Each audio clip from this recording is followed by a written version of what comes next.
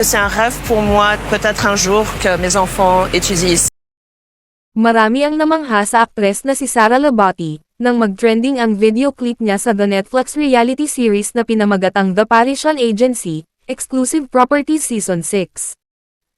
Kung saan nagsasalita ng wikang French ang model actress. Naghahanap siya ng tirahan para sa kanilang mag-iina. Ayon sa aktres, naghahanap siya ng magandang lokasyon para sa mga anak niya kung sakaling mag-aaral na ang mga bata sa Paris. 5 milyong euros ang budget ng aktres o higit kumulang 349 million pesos. Pakilala ng aktres ay Moroccan ang kanyang ama, at Pinay naman ang ina niya.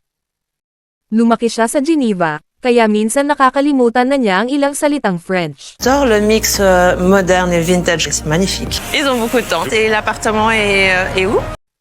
Ayon sa aktres, ay naging busy siya sa Fashion Week, kaya hindi siya agad nakapag-schedule ng property tour. Tanong ng mga netizens, saan ba kukuha ng budget na ganoon kalaki si Sara?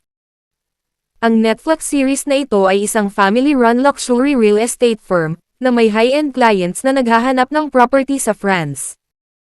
Saan ba raw galing ang pambili ni Sara, na wala naman raw siyang gaanong mga proyekto? Ilang taon din tahimik ang kanyang showbiz career simula nang bumuo sila ng pamilya ni Richard Gutierrez. Naungkat muli ang mga blind items ni Sian Gaza, na nakikipagrelasyon si Sara sa mga alta, at nalink din siya sa anak ng dating Speaker of the House Martin Romualdez, na si Marty. Kung bago ka pa sa channel ko ay huwag kalimutang i-like, subscribe, i-share, at magkomento. May kaya di umano ang pamilya ni Sara Labati. Nakabase sa Switzerland ang mga magulang niya.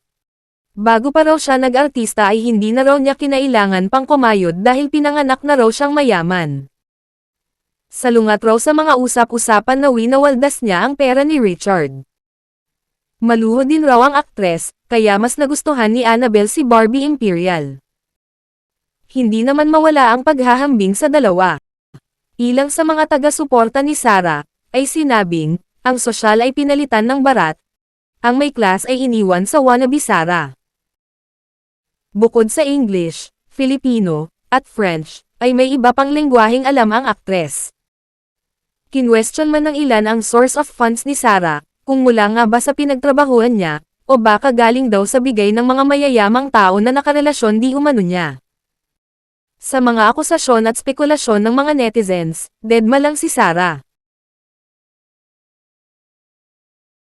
Todo depensa naman ang mga tagahanga ng model actress, na deserve niya ang marangyang buhay, at kung ano man ang mga gusto niyang pagkagastusan. Dahil sa piko mano ng karera niya, ay binuntis siya ni Richard, at marami diyang anong mga oportunidad ang nasayang, at ngayon siya pa raw ang iniwan at pinalitan ng mas bata. Ano sa tingin ninyo? Comment down below.